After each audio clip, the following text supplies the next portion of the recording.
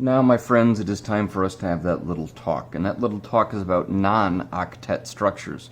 The whole basis of our examples so far for Lewis structures and everything else was getting 8 valence electrons on the center atom. That fills the valence sublevels, which makes a very stable situation.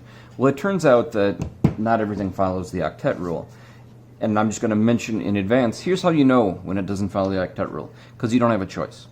All right, I am sincere in that statement, because it's very commonly asked in class, well, how do we know when we're going to have a non-octet structure? Well, almost always you don't have a choice. Okay, so I'm going to try that first up with a very common example, BH3, boron trihydride.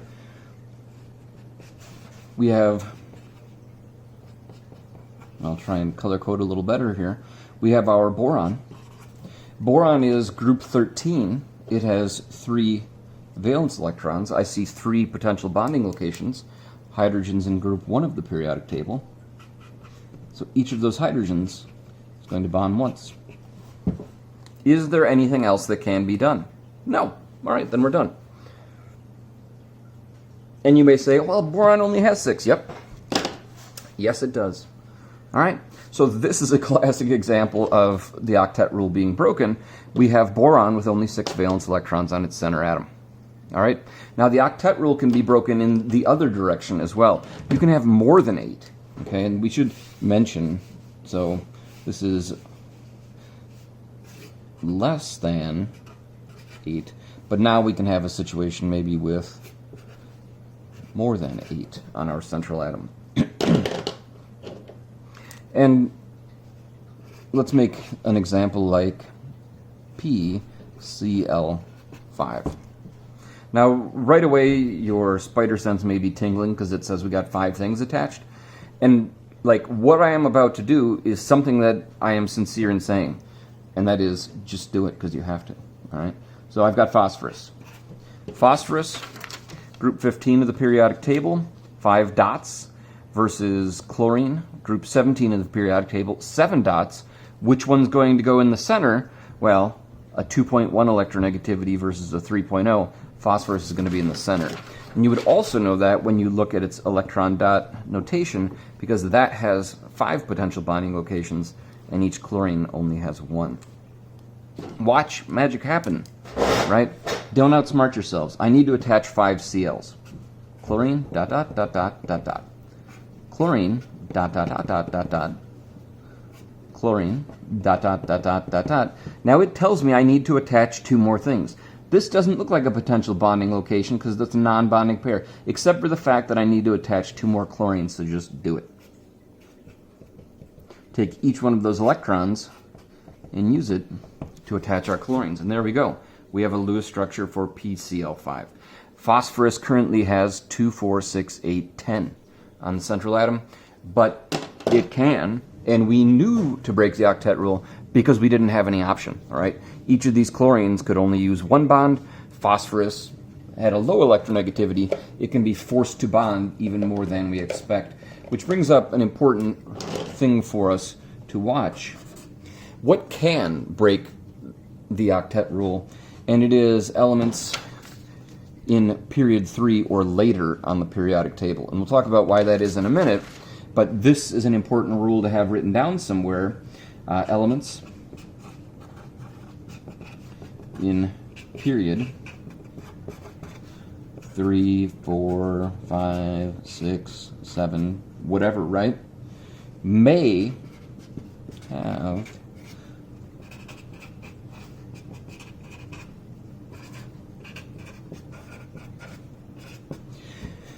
for periods numerically 3 and higher, you can have more than 8 valence electron as a central atom. Right? And this is going to lead us to some situations where you have multiple options that you're not necessarily expecting, and we're going to have to come up with a tool later that tells us which option is the best. When you can draw multiple things, how do you decide which one is the best? And we'll talk about that in terms of formal charge. Now, a quick question, why these periods but not period 1 and 2? And if we look at the periodic table, you may recall from our discussion of quantum mechanics that first main energy level has 1 sublevel available, that is S, right? So the first period on the periodic table has 1 group and or block, and it passes through the S block. Second main energy level has two sublevels available, S and P. So we have the 2s and then the 2p. If we go on to our third main energy level, we have our 3s, our 3p, and all of a sudden we have a d sublevel available. So one of the explanations for how these central atoms are breaking the octet rule is to say that we have some d hybridization, or those extra electrons are in the d sublevel. And that's why 1 and 2 can't do it. They don't have a d sublevel. And whether or not that explanation is true, because I think there's a lot of discussion about that not being super accurate, it's good enough for our purposes. You have those periods because they have a d available. All right. So I could not have done this if it had been nitrogen, because nitrogen's in period 2 and it couldn't break the octet rule. But phosphorus is in period 3, it can break that octet rule. So could arsenic, antimony, bismuth, or whatever that is. Yeah. All right. I want to get hopefully 3 more examples in here, just so we see the octet rule being broken over and over and over. The first one at this point that I want to look at is, again, a common example, SF6. And as we're looking at things that we start to watch for, fluorine has that highest electronegativity on the periodic table, 4, right? What that means is that fluorine is the strongest, based on our previous discussion. It is the best at attracting electrons, and so it can do things that other things can't. When I say it in class, I often say fluorine can do whatever it wants to do, all right? And that's not good terminology, but you can think of it. Fluorine's a bully. It can do whatever it wants to. Electronegativity 4.0. So I'm going to follow the same strategy I always do. Well, I got sulfur, group 16, that's 6 dots. Fluorine, group 17, that's 7 dots. And sulfur's got the lower electronegativity. I'm going to put it in the center, all right? Sulfur, 1, 2, 3, 4, 5, 6. Fluorine, each of those brings 7 dots. So I definitely have a bonding location here for one of those fluorines. I definitely have a bonding location here for one of those fluorines. Let me just make sure that's on the screen. Close enough. And then I still need to attach 4 fluorines. I don't see any potential bonding locations. I know they're supposed to be there, so I just need to make it happen. All right? See how that works? How did I know? Because I didn't have a choice.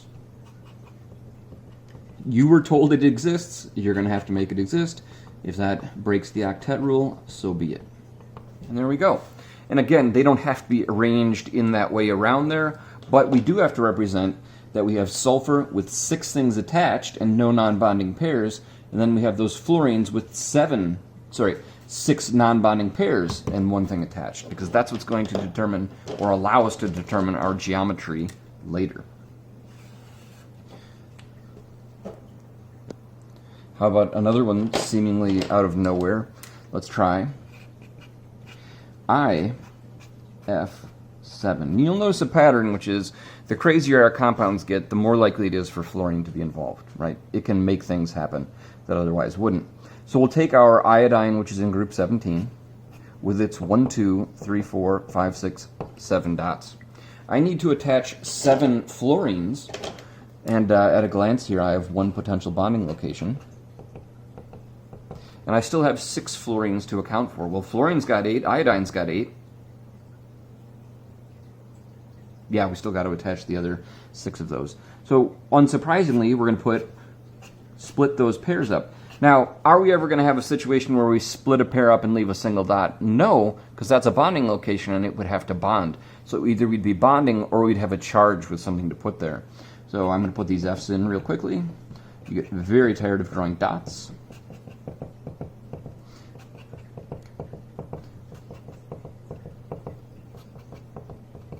And there we have IF7. Now, a similar compound that does what I had mentioned moments ago, where we have a single dot left over in the end, might be something like IF6 minus. All right? So what is the difference here? We lost a fluorine, but we kept a valence electron, or either we added one. So I'm going to put that iodine in the center again. It still has 1, 2, 3, 4, 5, 6, 7. It's group 17 on the periodic table. I'm going to attach a fluorine. I'm going to attach a fluorine. And I'm just going to keep attaching them because I don't have a choice. We were told to make that, we're going to make that, even if it seems like we shouldn't be able to.